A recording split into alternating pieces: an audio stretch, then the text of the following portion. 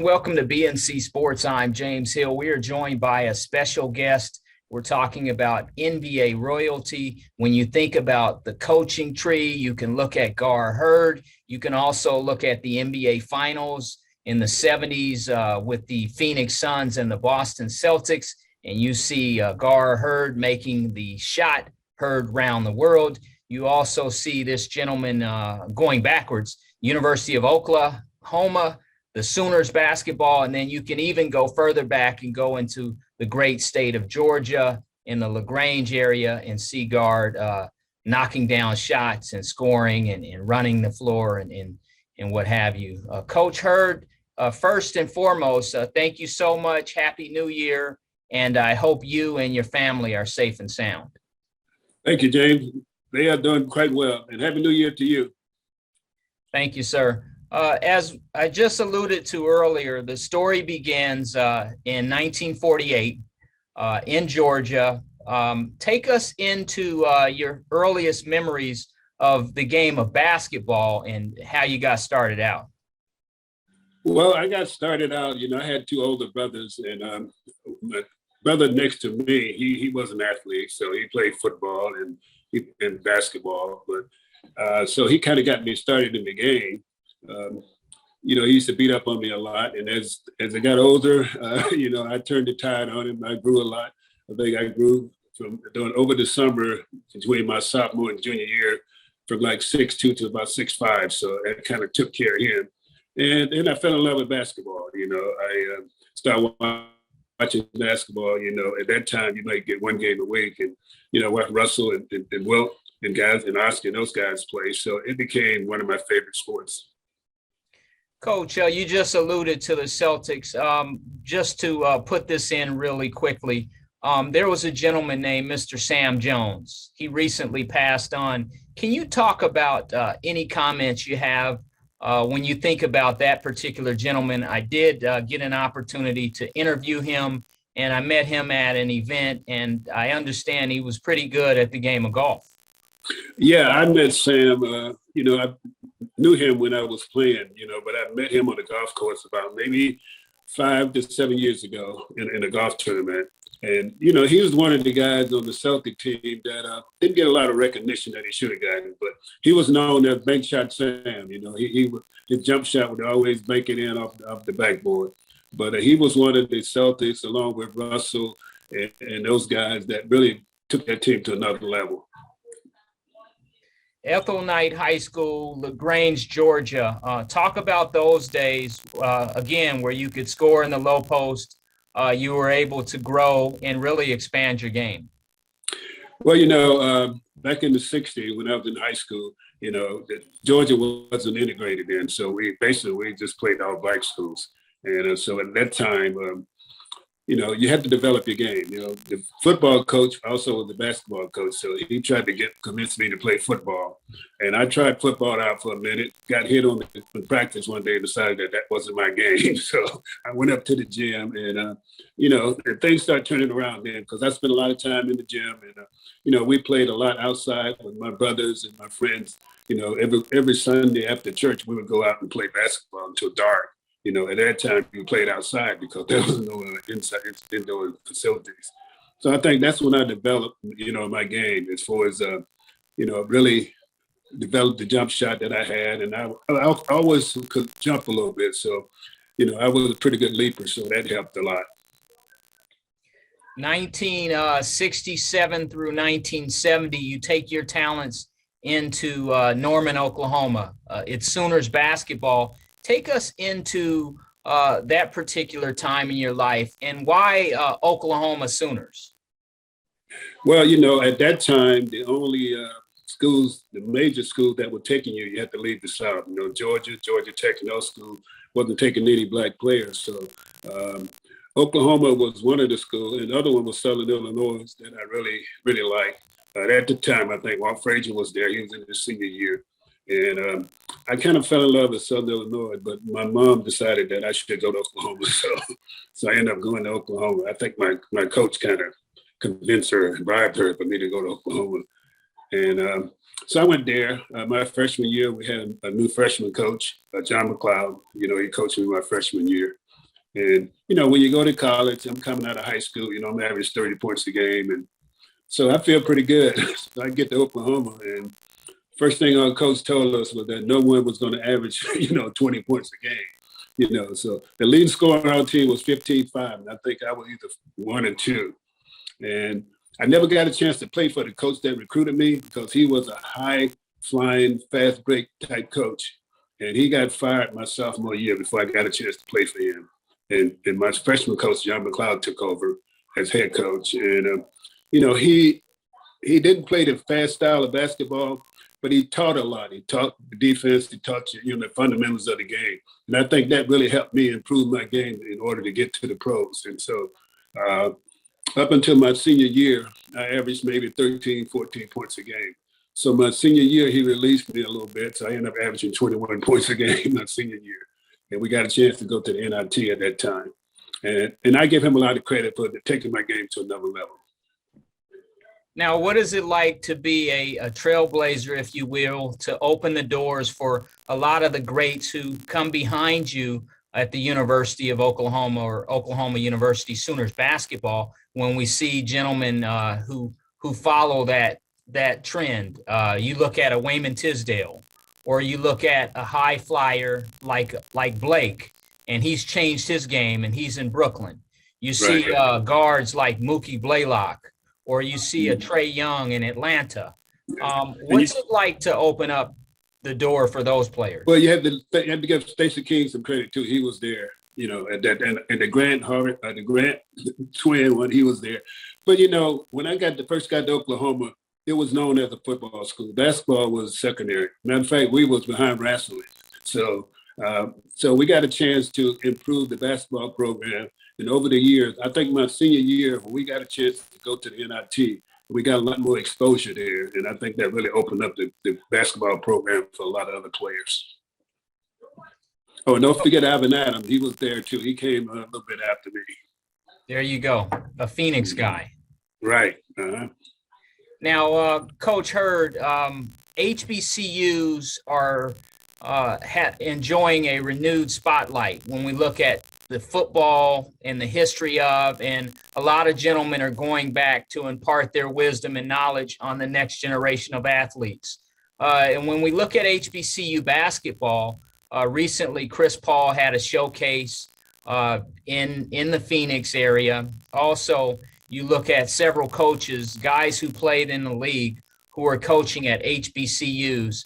My question to you is, when you were coming up in Georgia and you decided to go to Oklahoma, were there any HBCUs that were recruiting you and looking into your services? Quite a few. Matter of fact, most of the ones in the South, Grambling, Southern, a lot of my high school teacher went to, with the HBCU schools. So they was trying to get me to go to their alma mater. So in a sense, though, I thought Oklahoma at that time was the best place for me. And since I was the only one at that time to leave the South and go somewhere else to play, I think it opened up a lot for the rest of the kids behind me. In the third round of the 1970 NBA draft, the Seattle Supersonics select Gar Hurd from Oklahoma Sooners with the 40th overall pick. Take us back to the draft and what that particular experience was like for you personally. Well, it's a totally different story than it is now. At that time, you wait on the phone call, and and they would call your coach, and then the coach would get in contact with you. So I got drafted in the ABA by New Orleans and NBA by Seattle. So I was the third pick in Seattle, around the two other guys. I think two other guys were ahead of me. So I felt that Seattle was the best spot for me because I always wanted to play in the NBA. And I got a chance to go to Seattle. I was drafted, but I had no guaranteed contract. So, and Lenny Wilkins was the coach at that time. So I got a chance to impress him a little bit, and he ended up keeping me on the team. My rookie year, I played a little bit, but not a whole lot.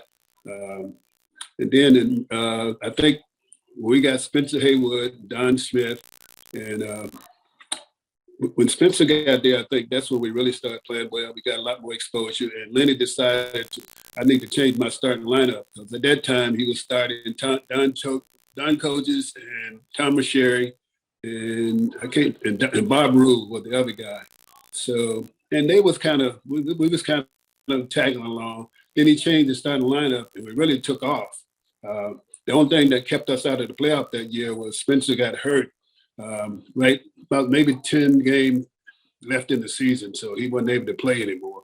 That kind of derailed us a little bit. But I think by making that change with Lenny, that really helped me, expand a little bit more with guys that, like Spencer and Don Smith and those guys. So I played for Lenny. And then when Lenny was fired, I think he was fired. They say we'll let go, but, the same thing. And I was traded to Chicago. So I ended up playing for Dick Motta, for 1 year.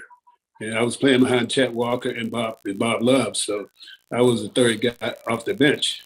Although they had drafted Howard Porter at that time, and I never thought I would get a chance to play. So I ended up playing for Chicago. I had a pretty decent year in Chicago. So I thought that was going to be my stop. But, the NBA, you get traded a lot. So I got traded to Buffalo, which I think really ignited my whole career because I got a chance to go to Buffalo. The starting center at that time, Bob Kaufman, Bob McAdoo, and Jimmy McMillan was the front line. Well, Kaufman got hurt. They moved Bob McAdoo to center, and I got in at the starting forward. So in that time, everything took off. We had a very exciting team with Randy Smith and Ernie D joining Bob McAdoo, myself, and Jimmy McMillan. So we had a pretty good run. We made the playoff 2 years in a row. Always got beat by Boston, by Washington, but that worked out pretty good for me. Spencer Haywood, when you think about that particular gentleman, and you had him up in Seattle, he's instrumental because he was able to pave the way for guys like the late, great Kobe Bean Bryant, LeBron, and guys who come out early, underclassmen, so to speak. Can you just talk a little bit about that part of the game and how special and symbolic he is to the game of basketball? Well, he finally got a lot of credit for what he did, by getting to the Hall. But the thing that he was going through, the guys don't realize. Spencer and I roomed together, when I was in Seattle. And, he would go to court during the day and get on the basketball court at night. So a lot of teams didn't want to play, if he was on the court. So it was really tough for him. It was also tough a little bit for the team because we never knew what was going to happen. But he ended up winning his case. But the thing about it, I can remember a lot of guys that didn't want to play because he was on the court. But Spencer was a very, very tough guy. So he ended up really, I think, setting the stage for what's happening now as far as the free agency and for the kids leaving school early. But no one really know what he went through unless you was there with him and his teammates. And it was tough, I mean, I don't think I could have gone through what he went through. But I give him credit, because he stuck it out. And, the owner, Sam Schumer, was right behind him. So it worked out great for everybody. When you first walked into the locker room in Oklahoma and you saw that jersey, that Sooners jersey, and it was yours and you had earned it, and then take us into that. And then also when you get to Seattle under the Space Needle and you see that jersey, that green and gold, Emerald City, and you're there and you've made it, so to speak, and your name is on that jersey. What was that like for you personally? First of all, going to Oklahoma, when I got there as a freshman, it was like night and day, basically. Because, I've come from a small town in Georgia. I played against all-black competition while I was in high school and never played against a white player until I got to Oklahoma. So when I was recruited, we got there, as a recruit at that time, you get a chance to, when you go visit, you get a chance to play against some of the players. But when my freshman year, when I first found out that, I was going to be on the team, and then I got there, and my jersey was there, and I really wanted a different number, but I ended up getting a different number. But Coach McLeod, said that you're going to be my starting forward. So to me, that was like, dream come true. Because I never thought that would happen growing up in Georgia like I did, and so it turned out to be that. Although we all felt that we were the best player on the team, and I felt that I was the best player that they had recruited, and so we had a lot of competition there, and it worked out good. We had a great freshman team. We had some guys from all across the country, and my situation worked out well because I ended up being one of the best players on the freshman team, and also one of the best players on the varsity team. But when I got the jersey as a freshman, I called my mom and say that, I made the team, I'm in school, I'm doing well. So maybe one day you get a chance to see me on TV. And so it worked out pretty good.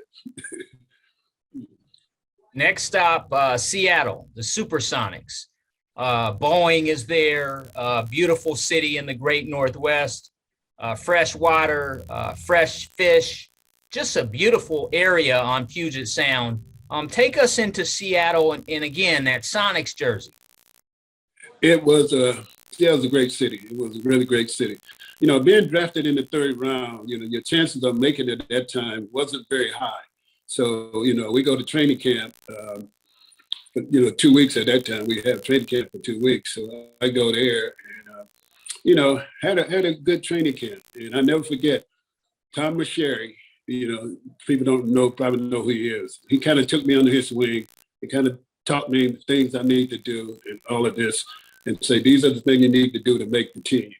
And so when we broke camp, they was picking the team, the guys that made the team, and Lady told me that I was on the team, and it was like, I couldn't understand. It was like a dream come true, And he said, you made it. And, we think you're going to be able to help us this year. So, those was the best words I've heard since I left college. And it worked out really good.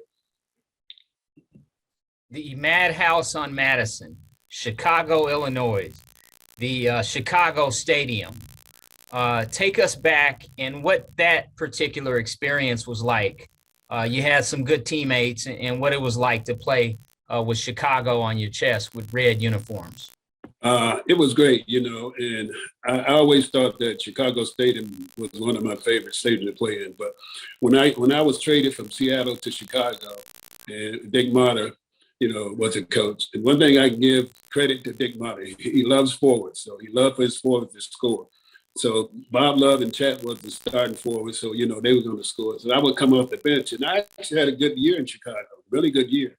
And when we got to the playoffs, playing the Lakers, I think, and that's when Wilt was there. And so they beat us early in the playoff. And I was looking forward to going back to Chicago. But it didn't work out. So, every trade kind of has some positive and negative effect for you. I hate leaving Chicago, but going to Buffalo with a young team, and, we was the youngest team in the league. So going there with Coach Jack Ramsey took us to another level because Jack played the way that I'm used to playing. We got the ball up and down the court. What Mike could do, of course, he could score from anywhere. Ernie D was the rookie of the year. And everybody on that starting lineup, I think, averaged 15 points a game or more. So we was able to kind of set the standard as the fast break Braves. And so that really worked out well with me because I was in Buffalo for a little over 2 years. And things kind of hit a stall because Coach Ramley felt that we had to get a little bigger, a little physical up front. So I was traded to Phoenix for John Shumate. And that was another life-changing situation for me. So every move that I made basically worked out great for me. I ended up going to Phoenix and left Buffalo. We was a pretty good team. We was about 30-20, I think. And so every year at that time you look forward to the playoff because that was the bonus money for you. So I got to Phoenix and Coach John McLeod, he said, I wanted you here, So you helped me out in Oklahoma, so I want you to come to Phoenix. And I got there. First game that we had there, we played Golden State, who was the best team, had won the championship the year before, and was the best team in the league. And so they had never beaten Golden State. So my first game there, we beat Golden State. And it kind of took off from there. Because when I first got there, we was 13-27. So there was no way we was going to make the playoffs. But it kind of took off. And we ended up having the best record the Saints had for the season when I got to Phoenix. And we was lucky enough to get into the playoffs. I think we got in a game ahead of the Lakers. And we kind of caught fire because no one believed that we was good enough to be there. And we had a team that always believed that we could win. And Coach McLeod did believe that, hey, you guys can win, just go out and play hard. And we did. And, took us up until the championship game in Boston. And you know the rest of the story, but, we ended up playing Boston. We was down, I think, 20-something in the fourth quarter. No, the second quarter. So we came back, tied the first game, tied the first half, first overtime, the second overtime. So everybody was running out of gas. So we ended up going into the third overtime. And that's when everything, got a chance to hit the shot. And we just didn't have enough to finish the game. So Boston ended up beating us. And so it was a fun game. It was a long game. I never played that many minutes before in my life. I ended up playing 63 minutes in that game. And we just didn't have enough to go back to Phoenix to finish, to tie the series, because at that time you had to fly commercial. So the game ended at, I think, around 1 o'clock. So we go back to the hotel, had to get up early and catch a flight back to Phoenix. And then on Sunday, we had a 12 o'clock game in Phoenix. So which, nobody had a chance to recover because all of our guys played a lot of minutes, and we just didn't have enough energy to finish that game.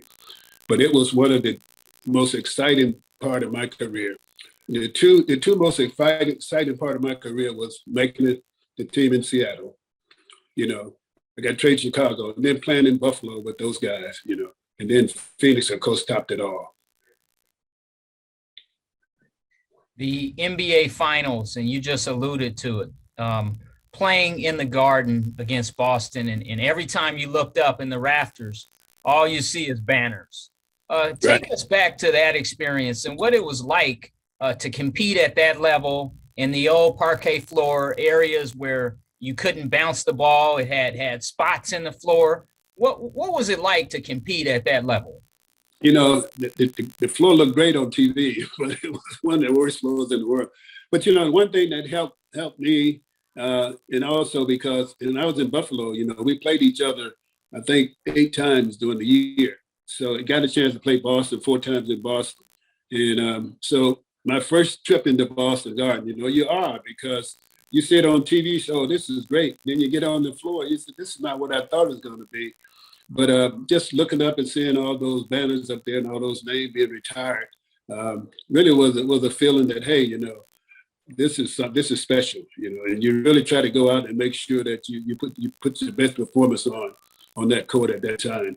But in Buffalo, we had some good series with Boston, and they ended up beating us a few times, but we had some great series with them. The Phoenix Suns family, the organization, yourself, Alvin Adams, Cotton Fitzsimmons, John McLeod. You look at a Walter Davis, Sweet D. Right. You look at Kevin Johnson, KJ, Charles. You look at all of the guys who've been a part of it, Cedric Ceballos. You look at several guys, Danny Marley. You look at, and the list goes on, and you look at this current generation of Phoenix Suns, Mr. Booker, they call him Book, and he can shoot the lights out of that ball. He can shoot the lights out. He's got one of the most pure jump shots I've seen in a long time. And he had good range too, but he's having a shot that is hard to stop. Chris Paul and the big fella out of the Bahamas, who's been able to. Yeah, who's really been able to benefit when you look at what Michael Thompson did coming out of there, and even Mr. Fox. But talk a little bit about the Phoenix Suns as an organization and what it's like to be a part of that family. Well, they make you feel like a family. The fans here make you feel like you're part of the city and part of the family. But you have to give Jerry Colangelo a lot of credit too. You know, he brought a lot of those guys in. You know, when he was the owner, and also when I came here, he was general manager. So you have to give him a lot of credit. But they have a good background about taking care of their players. You know, a lot of guys when they play here, once they leave and retire, they always come back here in Phoenix because of the city and because of the organization. So, and they treat all the former players really great. And just watching the team now, I mean, it's fun to watch them now because they remind me of us when we was young. You know, they really get the ball up and down the court. They have a great general in Chris Paul, who's really, I think, is the key to the whole team because when he makes sure that everybody is doing what they're supposed to do, get the ball where they need to get it. And he is the guy that I think that make this whole team go. Monty Williams, the coach, how special was he? And talk a little bit about what you see from him. Well, I think he was the right choice for this team at that time. You know, he played in the league and he coached in the league before, but he had coached Chris Paul before, and I like him because he had a very good demeanor. You don't get excited about a whole lot of stuff. You don't get down on his players, and he always encourages players about what they need to do, and they respect him. And I think that's the one thing that, as a coach, if you got the respect of your players and they believe in you, then they're going to play hard for you. And ever since he's been here, I've only seen anything about how guys played for him. They play hard for him, you know, and they go all out and they listen to him. And I think that's the whole key. And Monte is a great guy. You know, I never really personally met him that much, but just watching him on the sideline and how he handles himself on the sideline, how he handles the player, you know, how he handled the press conferences, I think it's great for the guys, especially young guys on the team. I think it's great for them. The Buffalo Braves franchise decides to move out west. San Diego Sports Arena, the San Diego Clippers come into play. Take us into that particular experience, what that was like. And there's guys there, Swin Nader, even Bill Walton passes through as part of that experience. What was it like to play with San Diego? Well, I was one of the guys that passed through. You know, once I left Phoenix, I went to San Diego for a year. And it was probably the low life of my career as far as highlights and everything, because we had guys on the team that they had great talent, but it wasn't a team. You know, it wasn't, everybody was there for themselves. And it just wasn't the same. And I wasn't used to that. I was used to playing with guys that wanted, you know, played hard, shared everything, and wanted to win.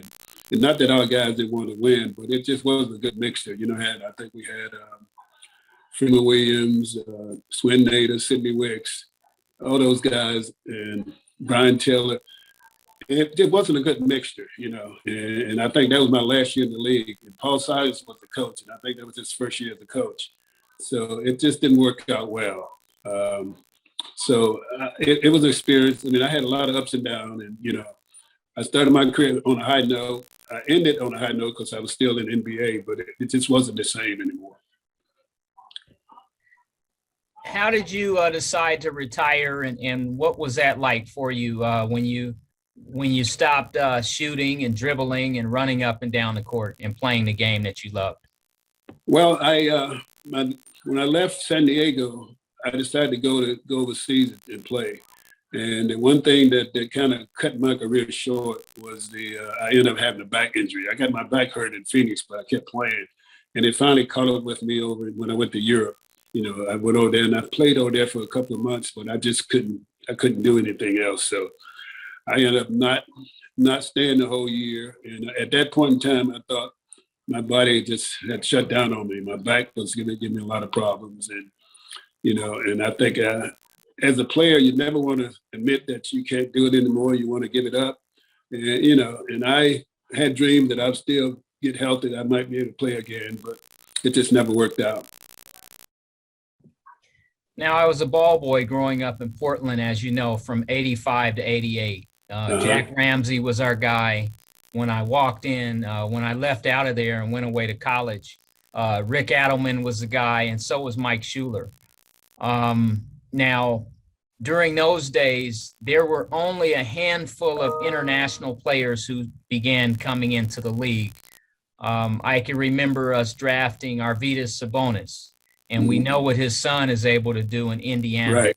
Mm-hmm. For the international game, talk about what it was like for you to go overseas and play and how the players were at that particular point in time. And again, there was a couple Americans on some of those rosters going over to play during those days. Right. You know, at that time, the European basketball is still totally different because they believe in teaching the fundamentals. You know, there was no really post-up part of the game in Europe at that time. You know, it was pick and rolls, a jump shot, basically like the guys that are playing now. And they were very good at ball handling because they start out at such a young age that they work on the fundamentals. And if you notice now, a lot of the European guys, they're very fundamentally sound. And they have good jump shots. They know how to play the pick and roll. But at that time, that's what they worked on, you know, and did every day. You know, we practiced twice a day. And they really spent a lot of time on that. But now, I think when I ended up coaching in Dallas, I think we ended up getting one foreign player in Dallas. I'm not for sure. I think we got one foreign player when I was in Dallas coaching. But that's when it's kind of started opening up a little bit more. Don Nelson really brought in a lot of the foreign guys, and that kind of opened up the whole situation. And of course, the Dream Team kind of really took it to another level because everybody wanted to play basketball after the Dream Team. And that's when you see a lot of guys that are playing now and playing then because of the Dream Team. 1987 through 1993, the Reunion Arena, Dallas, Texas, the Reunion Ball, that big green ball. Right. You go in there, and when you go into Dallas, you had to be ready to play. And Coach Hurd was there with his clipboard. Take us into those experiences for you and what it was like for you to be an assistant and then the head coach of the Dallas Mavericks. Well, it was great when Coach McLeod got the job in Dallas. You know, he asked me that I wanted to go with him. And of course I did because he took over for Dick Motta. In the first year or two there, I mean, we was pretty good. We got to, I think we ended up playing the Lakers in my first year there. In some kind of way, the Lakers always end up beating us. But it was a great experience, you know, learning experience because I really didn't know a lot about coaching. So basically I had to learn from Coach McLeod and how he prepared everything, the practices and all of that. So it worked out really, really good. I mean, I was back into basketball, which I really wanted to do. And I had to give him credit for taking a chance on me. And after that, I was with him until they released him in Dallas. Then Richard Atabata took over. And we wasn't that good that year. I mean, we was probably the worst team in the league. And when Richard was released, I ended up finished coaching the team at that time at the end of the year. And I thought I had a chance to maybe get the job. The owner decided to hire Quinn Buckner. So I ended up going to Indiana as assistant with Larry Brown. And that's where I spent a lot of my years after that with Larry as an assistant coach. Now, what was Indianapolis like? Meridian, Market Square Arena, downtown Indianapolis, Indiana, the basketball capital. What was it like to be there on that coaching staff and Reggie Miller and some of the guys who were there to listen and take heed to what you guys were offering? You know, that was a team that was fun to coach. You know, Larry was more of a teacher, but we had guys like Reggie, Rick Smith, the Davis brother, you know, so, and it was a fun team, you know, and the practice was more exciting, I think, than the game because the guy was very competitive in practice, you know, no one wanted to lose. And we had a very good team. And the city was, you know, basketball crazy anyway. So we had a very, very good team. You know, we always end up getting into the quarterfinals or the finals, the Eastern Conference Finals, but we never could make that extra step over. You know, we run into the Knicks, you know, in Game 7, and we run into, I can't remember who else that beat us. But that team with Reggie and Rick Smith and the Davis boys, we had a good bench, you know, with Sam Mitchell and Haywood, a lot of Vern Fleming. So we had a lot of guys that wanted to win, know how to win. And so they made our starters better because they would put it on the starters in practice. So it was a fun team to coach. That was probably my most fun memory of coaching. Because the Indiana team was a fun team to coach, and Larry was a fun guy to work for. Because Larry always tried to, he always dickering and changing things. So it kind of like he's a teacher on the floor. As a coach, he's out teaching all the time. So I have to give him credit. And also, if I look back over my career, I had a chance to either play for or work for some of the greatest coaches in the NBA. I started out with Lenny Wilkins, go to Chicago with Dick Martin, Jack Ramsey in Buffalo, John McLeod in Phoenix, then Larry, John McLeod also as assistant coach in Dallas, then Larry in Indiana. And I had Larry up until I went to Washington as a head coach. So I had some great teachers. So I learned a lot of basketball over the years. Coach Hurd was Byron Scott. People forget after he left the Lakers, he played on a few other teams. Was he with the Pacers during that era? I forgot to mention him. Byron Scott was another guy on that team. And we played Orlando for, I think to get to the finals. And he was on that team. Byron Scott. He was kind of like the veteran leader because he had been in that situation before. So everybody kind of looked at him as a veteran leader. And he had some big shot for us against Orlando, to take it to the seventh game. So I don't know how I could leave him out of that situation because he was a key part of the team. Next stop, the city of brotherly love, Philadelphia, Pennsylvania. You bring in a guy like Allen Iverson from Georgetown. Take us into Philly in those days and what it was like with those great fans. Philly, very unusual city, but it was a fun city. And, then we had Allen there, of course. John, Larry was a guard in the pros, right? So, he was always tough on his point guards. Even on Allen, he was tough, but Allen was a special talent. And he just, Larry liked to try to keep him under control a little bit. But, Allen, the way he played, you had to let him go. And he was fun to watch, man. He could do a lot of things for his size and his speed and quickness. And people don't realize how strong he was. But he was really fun to watch. And the team was fun. It was really fun with that team. We had a really, really pretty good team there. And, I'm looking back over some of the guys that was on the team, and all of them was solid players, But Philly is another one of my favorite cities. I think the favorite cities that I love to live in was Chicago, Philly, and Phoenix. I love Buffalo because of the team, but it wasn't a city that I thought I would end up living in. But those three cities I wouldn't mind living in, and I ended up living in Phoenix. Next stop, Detroit basketball, the Detroit Pistons. Take us into Motown and what that experience was like for you personally. Yeah, the year before they had won the championship. So, coming there, and I figured with the same team, it was very good with Rashid, Ben Wallace, Chauncey, Big Hamilton, those guys. So, I said, well, maybe I get a chance finally to win a ring. And so we really had a good year. We got to the NBA Finals and ended up playing San Antonio. And it was, I think it was tied at 2-2, I believe. And we had a chance to win one game, to take the lead in the series. And I'll never forget,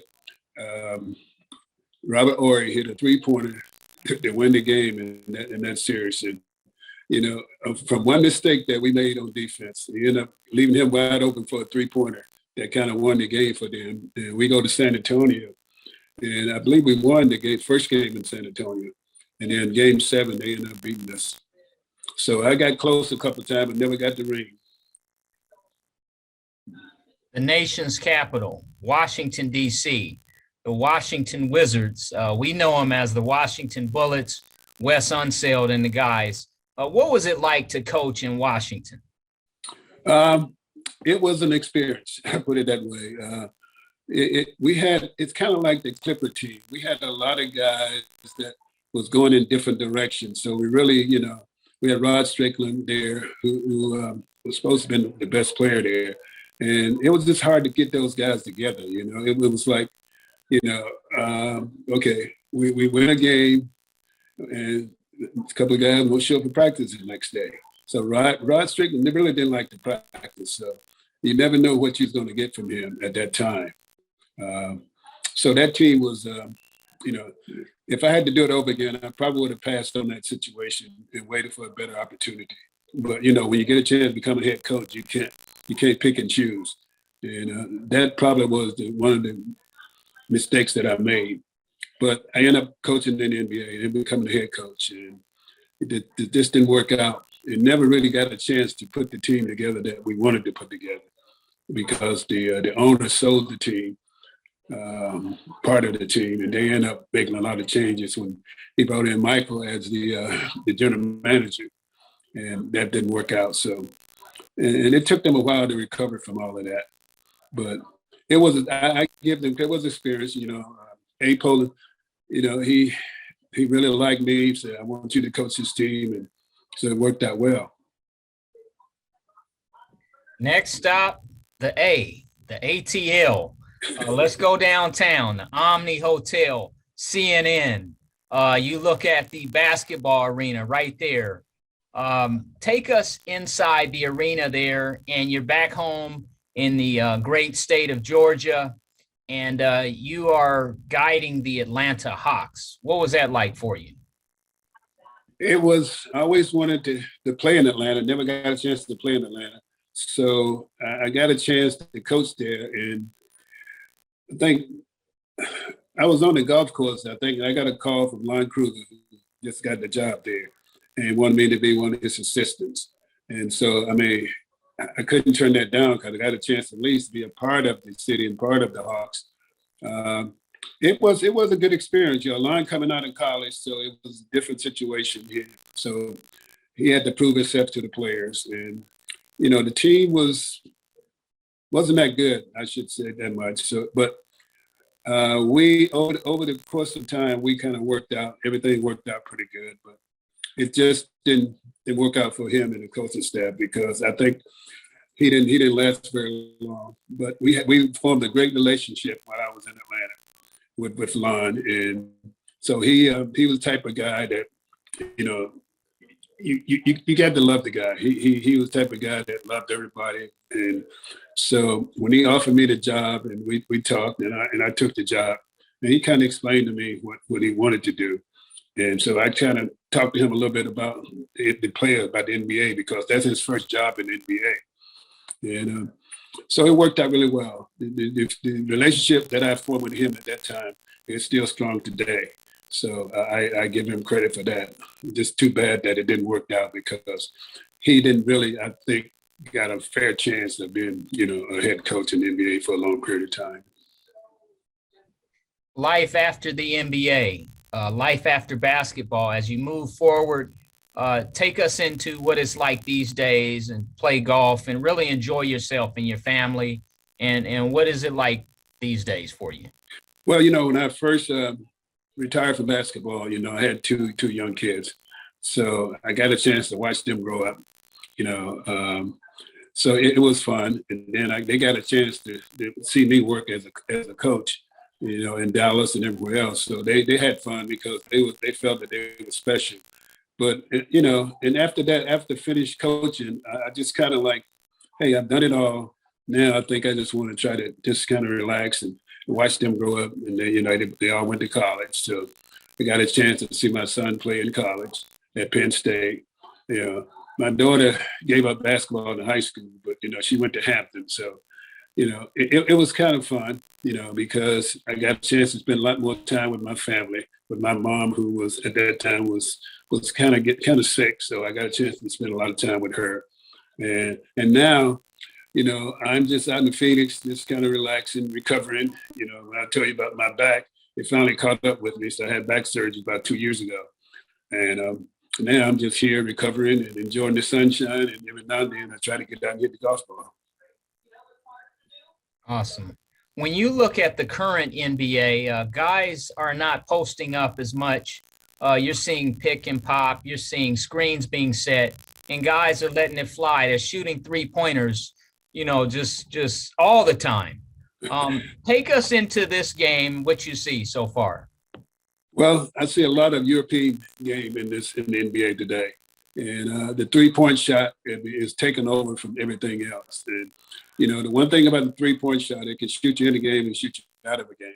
And what I see now is that you have some great 3-point shooters, but you also have some guys that think they're 3-point shooters. So, and they end up taking some shots at the time that end up costing their team. But it's just like the game now is more like 3-point pick and roll. The big guy is almost non-existent in the league now. It's hard to find a team that had a big guy. Denver have a big guy that can post up, but you rarely find guys that are posting up now. It's all about pick and roll, shooting the 3. And I think the league now figure out that I'd rather take a 3 than a 2 because I got a chance to, if I make the 3, I'm okay. And I just don't see the game the way they see it now. I think they shoot too many 3s, at the wrong time. I think the right guys can shoot them anytime they want to, but a lot of guys, they think they're open, so they want to shoot 3s. And they have no chance of making those, but that's the way the league is now. You make 1 or 2 3s, you think you're a 3-point shooter. Everybody want to be Steph Curry now, so it doesn't work that way. Coach, back in the days, the top 8 seeds went into the playoffs. Now you have 8 seeds in the playoffs, but you also have the play-in game format, whereas team 9 and 10, those teams are able to battle out to try to get into the playoffs through desperation, through those series, the elimination process. When you look at the current setup, what do you see? I like the old style. I'm like, if you're the top 8, you should be in the playoffs. I think you have a whole season to get to that position. So if you get lucky and become, in the playoffs and win a couple of games, well, I think it hurt the team that was there the whole year. And I think it's good for the rating for the NBA, because they get extra games for TV. But I just like the old style. If I play 82 games, and if I'm number 7 and 8, I want to be in the playoff. I don't have to play an extra game or 2 to get into the playoffs. Hey, Coach, as we look at the top teams right now, Golden State is in the 1 seed at 29 and 7. Your Phoenix Suns are the 2 seed, 29 and 8, only a half a game behind. The Utah Jazz are 3. Memphis is 4. Denver Nuggets at the 5 spot. Your Dallas Mavericks are 6. The LA Lakers are 7th, and the Clippers, another franchise you play with in Buffalo, are the 8 seed. Minnesota 9, and Sacramento is 10. When you look at this current playoff seeding in these teams, what do you see? Well, I think Golden State, Phoenix, and probably Utah, the 3 top teams in the West, and it's going to be hard for a team to catch them. Memphis is a dark horse. I never thought they would be that good this year, but I have to give them credit for number 4. It's going, and I think if they keep playing the way they're playing, they're going to be okay. But Denver is going to move up. I think people are still down on the Lakers, but I think the Lakers are going to move up to probably 5 or 6. If once they get Anthony Davis back, they should move up. But I think it's going to be a dogfight for the last 4 or 5 spots. I think the top 3 spots are pretty much locked in. It's going to be a battle all the way down the wire with Golden State, Utah, and Phoenix. Everybody's talking about Golden State, Phoenix, but no one is giving Utah a lot of credit, and they are pretty good too. And don't go to sleep on Memphis. They're young, but they're hungry. Coach, LeBron James, can you talk about that gentleman as a talent? Every time you look up, he's breaking another record. He's able to play at a high level, and I'm sure he has a trophy case that's unreal. Can you just speak about LeBron James? He is the best I've seen all around. I mean, he can do almost anything he wants to do. He can score, he can rebound, he can pass the ball, and he used to be a very, very good defensive player. But that type of talent comes along probably once in a lifetime. and you have to enjoy it. But I really enjoy watching him play. I think he's starting to develop his three-point shot because as you get older, you can't, go in there and pound like you did when you're young guys. So he know how to adjust his game to fit his style. And health-wise, he's taking care of his body. But the main thing about him, he has a great mind for basketball. He knows the game, and he knows the situation when you're in a situation, what to do. And if I have to think about all the players that I've seen play over time, I've had to put him at the top because he could do a lot more than the rest of the guys. You had guys that could score, guys that could rebound, but you never had a guy that could play an all-around game like he's playing. And he's probably going to be one of the top players in every category by the time he finished playing. Coach, how good was Michael? I remember him as a ball boy, getting shoes and autographs and what have you, and watching him compete. How good was Michael Jordan? He was great. He was the guy that took the game to another level. He was fantastic. And, he was a guy that you couldn't guard. He was first in Bird and Magic, when Micah took over from those guys, it elevated to another level. And I don't think anybody has done much for the game as he did while he was playing.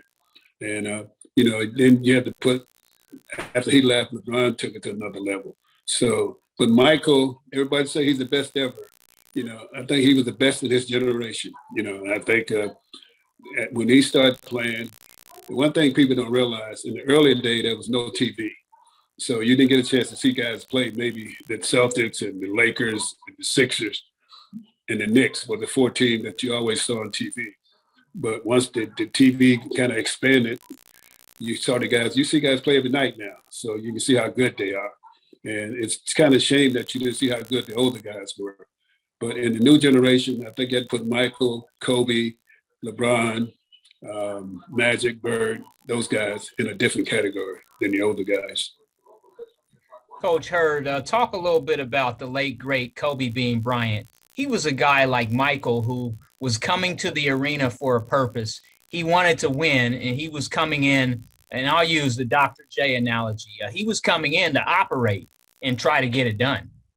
Yes. He had that killer mentality, and when he stepped on the court, it was about winning. It was about defeating you, about beating you up, about killing you. And that was his mentality. And talent-wise, he could do a lot of things too. But he was a guy that was probably mentally tougher than anybody that I've seen play when he was out there. Because, when he wanted to do something, you couldn't stop him from doing it. He was kind of like Michael. He developed shots as he got older. He developed his game to a part where he could do basically whatever he wants to. And like you say, Dr. J said, he come to operate, and he operated a lot. It was kind of sad the way things happened. But if I had to pick certain guys I want to watch play, Kobe would have been one. Michael, LeBron, Magic, Bird. That's the younger guy. The older guys, I love to watch guys like Wilt, Elgin, Russell, Jerry West, Oscar Robertson. That's in a different category, but I grew up watching those guys. But the younger generation, I have to put those guys that I just named. And I would probably pay to watch them. And I normally wouldn't pay to watch an NBA game, but those guys I would pay to watch. Coach, the debate continues, and we've watched Steph Curry shoot the ball from half court, and his jumper is, as the young people say, is wet. I mean, he can really shoot the basketball and revolutionize the game. And we know what his father did in Dale Curry. Right. Can you talk about Steph when you see him as a competitor? And again, the ability to shoot the ball from anywhere he wants to. Yeah, and everybody get hung up on how he shoot the ball, where he shoot the ball from. But if you watch his game, he can get his shot anytime he wants to. He can also drive the ball to the basket. He can get inside, hit the mid-range shot.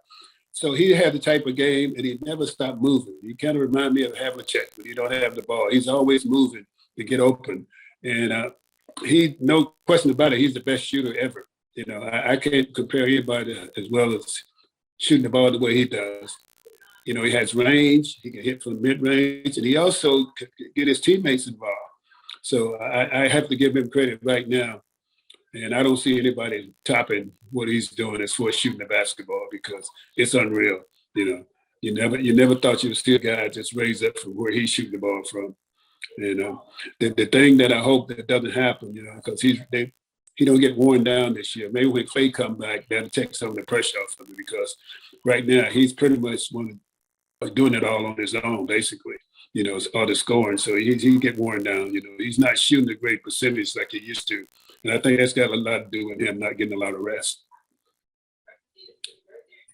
Coach Hurd, the Eastern Conference, as it stands right now, your Chicago Bulls are the top seed, number one. They're 25-10.